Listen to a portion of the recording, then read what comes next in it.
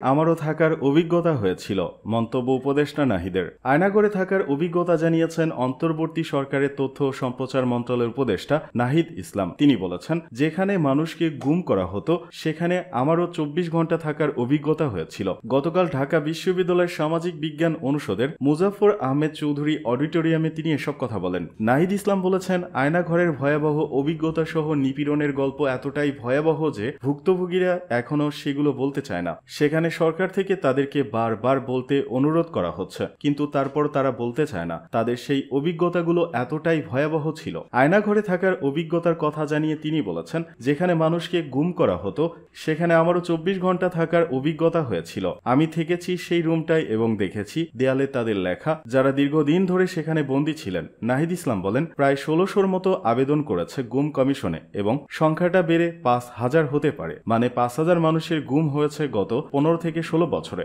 ভারতের দ্বিচারিতা নিন্দনীয় ও আপত্তিকর, মন্তব্য আসিফ নজরুলের। বাংলাদেশের পরিস্থিতিতে ভারত অযাচিত উদ্বেগ প্রকাশ করছে। ভারতের নিজের মাটিতে সংখ্যালঘু মুসলিম সম্প্রদায়ের মানুষের উপর অসংখ্য নির্মমতার ঘটনা ঘটে চলেছে।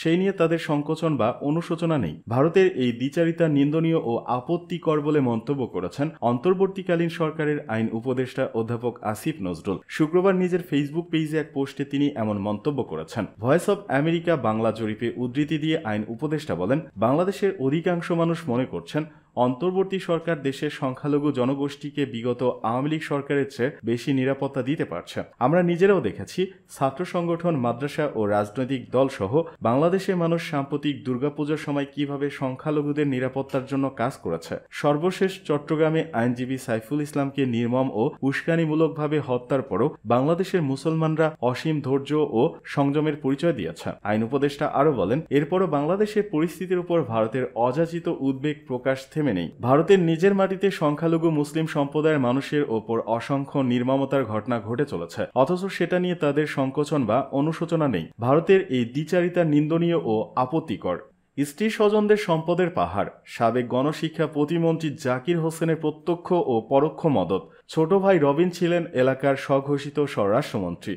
সাবেক গণশিক্ষা প্রতিমন্ত্রী জাকির হোসেনের প্রত্যক্ষ ও পরোক্ষ মদদে স্ত্রী সন্তানসহ স্বজনরা অবৈধভাবে গড়েছেন সম্পদের পাহাড়। গত 5 বছর আগেও ঋণের দায়ে যারা পালিয়ে বেড়াতেন, আজ তাদের এত সম্পদ জনমনে জন্ম দিয়েছেন নানা প্রশ্নের। জাকিরের মন্ত্রিত্ব থাকাকালে তার ছোট ভাই মোস্তাফিজুর রহমান রবিন ছিলেন এলাকার স্বঘোষিত স্বরাষ্ট্রমন্ত্রী। তার কথায় চলত থানা ও উপজেলার সব অফিস আদালত। রবিনের ছোট ভাই মাসুম ছিলেন ব্রহ্মপুত্র নদ থেকে বালু উত্তোলনের হোতা। রৌমারী ডিসি সড়ক সহ সব স্থাপনায় তিনি ব্রহ্মপুত্রের পার কেটে কোটি কোটি ফুট বালু সরবরাহ করতেন। ফলে ব্রহ্মপুত্রের ভাঙনে গ্রামের পর গ্রাম বিলীন হয়ে গেছে। আরেক ছোট ভাই রাশেদ ছিলেন প্রতিমন্ত্রীর এপিএস। তিনি প্রাইমারি সেকশনের সব বদলি বাণিজ্য হস্তক্ষেপ করতেন, কামিয়েছেন কোটি কোটি টাকা। মন্ত্রীর স্ত্রী সুরাইয়া সুলতানা ছিলেন উপজেলা মহিলা লীগের সভানেত্রী। সে সুবাদের সব বিষয়ে তিনি হস্তক্ষেপ করতেন, যার মাধ্যমে তিনি অপকর্মগুলো করতেন। তার নাম আক্তারুল আহসান বাবু। তিনি প্রতিমন্ত্রীর চাচাতো ভাই। এই বাবুও কামিয়েছেন কোটি কোটি টাকা।